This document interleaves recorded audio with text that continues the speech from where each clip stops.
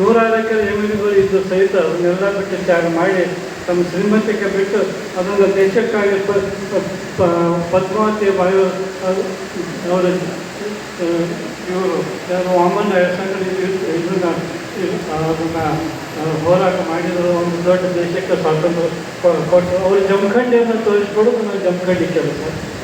ಜಮಖಂಡಿಯಲ್ಲಿ ಇದು ಅಂತ ನಾನು ಜಮಖಂಡಿ ನನಗೆ ಕಾಯಕದ ಒಂದು ಕ್ಷೇತ್ರ ಇದು. ಅದಕ್ಕೆ ಪದ್ಮಾವತಿ ವಾಯು ಜಮಖಂಡಿ ಮಂದಿ ಗೊತ್ತಿದ್ರು ಇನ್ನೂವರೆಗೆ. ಮನೆಗೆ ಸುಮಾರು 40-50 ಮನೆಗೆ ನಾನು ಹೋದಾಗ ನನಗೆ ಇಬ್ಬರು ವ್ಯಕ್ತಿಯಲ್ಲಿ ಭೇಟಿಯಾದರು. ಒಂದು ಡಾಕ್ಟರ್ ದಾಮಣ್ಣ ಹೊಳ್ಯಾಳ್ಕರು, ಮುಂದೆ ಇನ್ನೊಬ್ಬರು ನಮ್ಮ ಇವರು ಪ್ರಕಾಶ್ ಹೊನ್ನವಾಡವರು. ದಾಮಣ್ಣ ಹೊಳ್ಯಾಳ್ಕರ್ ಅವರು ಪದ್ಮಾವತಿ ಬಾಯಿಯ ಕೊನೆ ಕ್ಷಣದವರೆಗೆ ಔಷಧ ಪುಕ್ಕಟೆಯಾಗಿ ಮಾಡಿದಂಥ ವ್ಯಕ್ತಿ 97 ವರ್ಷ ಆಗಲೇ ನಾವು ಸನ್ಮಾನ ಮಾಡಿದ್ದೀವಿ ಅಂತ.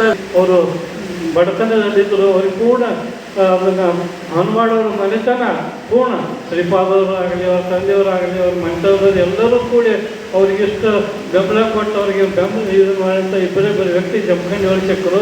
ಅದು ನನಗೆ ಸದೈವ ಆ ಇಬ್ಬರು ಕೊಟ್ಟಂಥ ಮಾಹಿತಿ ಪ್ರಕಾರ ನಾನು ಎಲ್ಲ ಕಡೆ ತಿರುಗಾಡಿ ಸಣ್ಣ ಪದ್ಮಾವತಿ ವಾಯು ಎಲ್ಲೆಲ್ಲಿ ಹೋರಾಟ ಮಾಡಿದರು.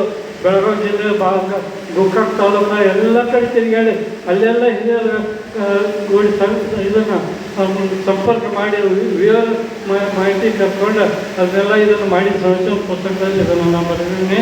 ಇನ್ನು ಇನ್ನು ಸಂಕ್ಷಿಪ್ತದಲ್ಲಿ ನಾನು ಹೇಳೋದಂತೆ ಅದರಲ್ಲಿ ನಾನು ಘಟನೆ ತಗೊಂಡು ಬಂದಿದ್ದೀನಿ.